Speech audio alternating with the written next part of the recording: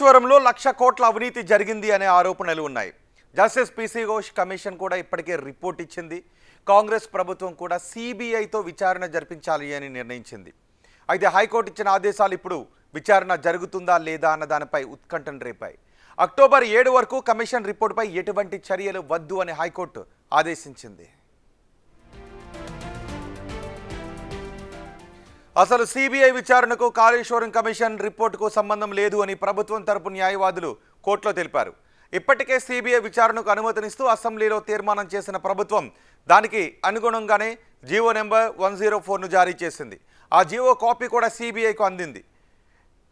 NDSA నివేదిక, justice PC Ghosh report, అసెంబ్లీలో చర్చను ప్రస్తావిస్తూ జీవోను జారీ చేసింది ప్రభుత్వం. సిబిఐ విచారణకు అడ్డంకేమీ లేదు అని చెబుతోంది. కానీ హైకోర్టు ఆదేశాల ప్రకారం దర్యాప్తు దిశగా సిబిఐ ముందడుగు వేయకూడదు అని కేసీఆర్ తరపు న్యాయవాదులు అంటున్నారు.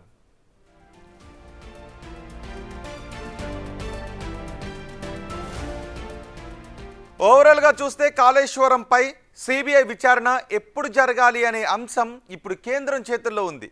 దీంతో కాళేశ్వరంపై సిబిఐ విచారణకు కేంద్రం గ్రీన్ సిగ్నల్ ఇస్తుందా లేక అక్టోబర్ 7న విచారణ వరకు వేచి చూస్తుందా అనేది ఉత్కంఠగా మారింది. ఇప్పటికే కాళేశ్వరంపై సిబిఐ విచారణ చేయాలి అని కేంద్ర హోంశాఖకు తెలంగాణ ప్రభుత్వం లేఖ రాసింది. కాళేశ్వరం ఇరిగేషన్ డెవలప్మెంట్ కార్పొరేషన్పై కూడా దర్యాప్తు చేయాలి అని కోరింది. అంతర్రాష్ట్ర అంశాలు, కేంద్ర రాష్ట్ర ప్రభుత్వాలకు చెందిన వివిధ శాఖల ప్రమేయం ఉన్నందున సిబిఐ దర్యాప్తు చేయాలి అని ప్రభుత్వం ప్రతిపాదించింది. ప్రభుత్వం రాసిన లేఖ తమకు అందిందని ఇప్పటికే సిబిఐ కూడా ఎక్నాలెడ్జ్మెంట్ ఇచ్చింది. దీంతో విచారణ ఎప్పుడు ప్రారంభమవుతుందన్నది ఆసక్తికరంగా మారింది. మరోవైపు ఎర్రవల్లి ఫామ్ హౌస్లో జోరుగా మంతనాలు జరుగుతున్నాయి. బీఆర్ఎస్ అధినేత కేసీఆర్, హరీష్ రావు, కేటీఆర్తో పాటు మరికొంతమంది ముఖ్య నేతలు చర్చలు జరిపారు.